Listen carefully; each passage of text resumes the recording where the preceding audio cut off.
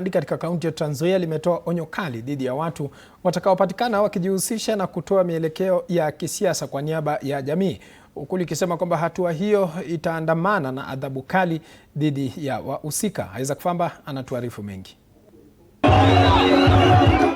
Mara nyingi uchaguzi mkuu unapokaribia, wanasiasa hujitokeza na kutafuta baraka za uungwaji mkono kutoka kwa jamii mbalimbali. Jamii ya Nandi, kaunti ya Trans Nzoia, imeonekana kudhibiti hali hiyo mapema kama njia mojawapo ya kujipanga kisiasa.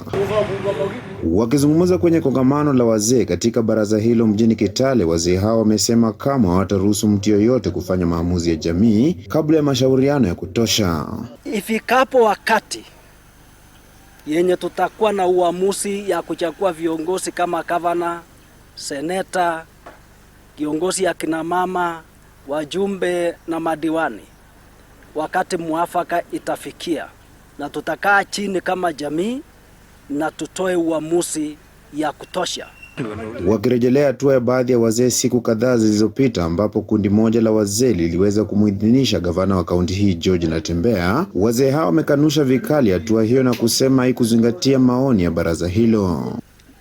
Jamii yetu katika kaunti hii wametutuma tuje tukanushe yaliyosemwa tarehe 12 mwezi wa 8 kwamba tumekuja kurali au kuunga mkono azma ya gavana wetu mwaka wa 2027.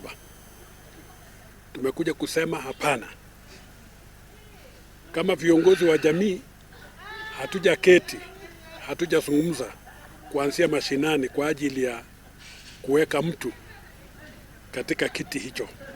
Wazee hao kwa sasa wanasema hawajafikia hatua yoyote ya kumuidhinisha mgombea yoyote kaunti hii, na hivyo wanasubiri wakati mwafaka wa kutoa mwelekeo wa kisiasa kaunti hii. Wale wenzetu ambao walienda wakisema kwamba walienda kwa niaba ya Wanandi ni uongo. Sisi tuko na viongozi. So wale walienda huko hawakwenda kwa niaba yetu. Walienda tu kwa niaba wenyewe. Kwa sasa wamewataka wahusika kujitokeza na kuomba msamaha ili kuepuka adhabu za kisheria. Kwa sababu wako hapo wakiomba msamaha wanasamehewa. Wasipoomba msamaha, mambo mengi yatawafuata jinsi wazee wamesema. So ombi langu ni wao waombe msamaha ili wapate kukaa kwa amani. Isaac Famba, TV47, ikiwa kaunti ya Trans Nzoia. Na asante sana Isaac Famba kwa taarifa.